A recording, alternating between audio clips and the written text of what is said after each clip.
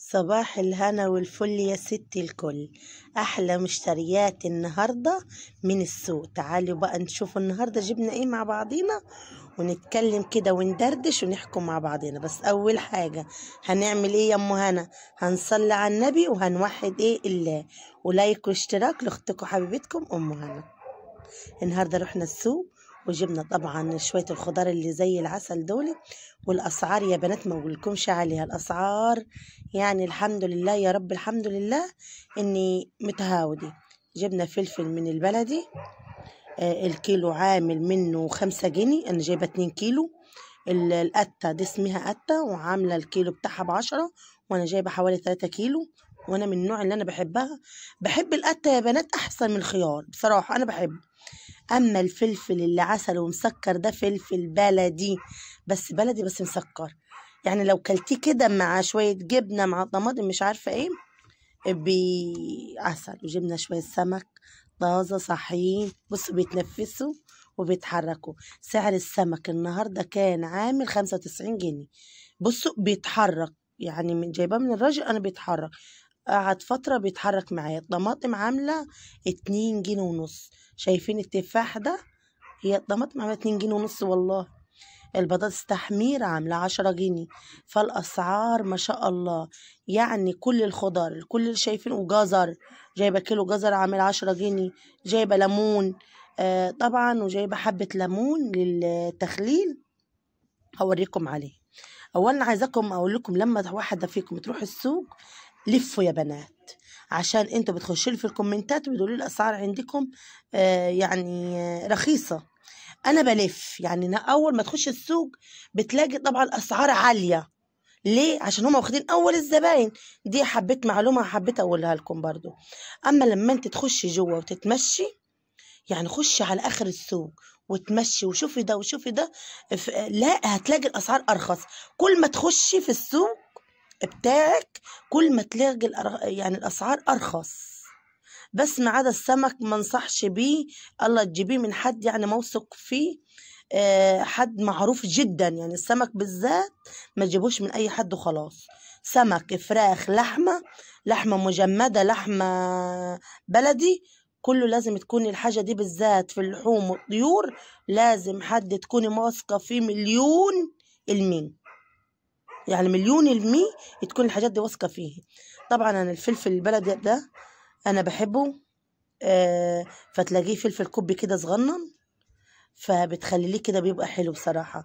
طول ما انت تعملي شوية مخللات كده في البيت بيملوا البيت بركة وبيملوا البيت خير والله. شوية المخلل في البيت دول بيملوا البيت بركة ورزق كده. على أي طبق أكل جنبك يعني بتطلع طبق المخلل بيبقى زي العسل. طبعا بالذات الفلفل الأيام دي والحاجات دي كلها رخيصة، واللي بتنجان برضو الحاجات دي كلها رخيصة وحلوة. بصوا يا حبايب قلبي، برضو في جزئية تانية عايزة أحكي لكم فيها. لما أنا أعمل فيديو يشبه أي فيديو مثلا تاني، أو إحنا مش بنبص لبعض، بس هو مثلا الأيام دي مثلا الأسعار والحاجات أي مع المخللات، على الطماطم، على تفريز الطماطم، على تفريز الحاجات، مش بنبص على بعض عشان هو المحتوى بتاعنا بتاع الطبيخ والحاجات دي. محتوى القناة بتاعتنا كلها قايمة في ليلة واحدة. يعني ايه في ليلة واحدة؟ كلها عن الخضار والتعليف واللي نحطه ازاي ونرتب ازاي ونحطه ونخزن. يا رب تكون المعلومة وصلت لكم يعني. طبعا انا بعد كده عملت المخلل بتاع البتنجان، سوري معلش، الفلفل، وخللته وشيلته. طبعا ملح وفلفل حامي وفلفل كوبي بس، ما عملتش اي حاجة تاني. الليمون كنت جايبة 5 كيلو من الليمون، ما شاء الله الله اكبر. دي يعني خطوة حلوة جدا. الليمون الاخضر اللي هو رخيص، اللي هو الكيلو بتاعه ب10 جنيه دلوقتي، هنعملوه بطريقة حلوة جدا. هنعملوه بطريقة ايه؟ يعني بشوف ان هم بيخللوه ان احنا نجيبوه من السوق نغسلوه ونسلقوه. لا غلط والله العظيم، مهما قالوا لكم ان هو حلو والله ما بيبقى حلو يا بنات. والله العظيم المخلل المدام ما اتعملش بالخطوه اللي انا بقول لكم عليها دي، والخطوه دي انا واخداها من امي اصلا، ان هو بيتنجح 3 ايام في الميه. تعرف اللون الاخضر ده انه كله ده بيبقى مراره. لما بتنجعي من الميه وتغسليه ليل ونهار فيه وتنزلي الميه منه، انت بتنزعي المراره بتاعته خالص. سلقته بقى، شطفتيه وسلقتيه زي ما انتوا شايفين. طبعا الميه بتاعته في ناس بتعملها تحط عليها صابون وتخليه صابون المواعين، وفي ناس بتخلي البيه المخلل ده بدل ما انا احصر ليمون واعمل، لو انت تخليه يبرد خالص وتخلي لي بيه تدوبيه بملح وتكبيه عليه تاني. بس انا ما عملتوش بصراحة، يعني حبيت ان انا اكبها.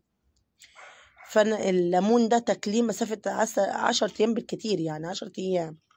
ليمون المخلل ده ب10 ايام، وما حطيتش فيه فلفل ولا اي حاجة. مية من الفلتر، كيس ملح حوالي فيه 3 معالق ملح كبار الكيس، يعني الكيس اللي انتوا شايفينه ده حوالي فيه 3 معالق من الكبار، يعني معالق كبار ملح من المعلقة اللي انا ماسكاها دي، ما فيهوش ياما يعني. فانا حطيت كيس واعتبر معلقة عليه، عشان دول 5 كيلو من ليمون او 4، والله مش متذكرة كويس.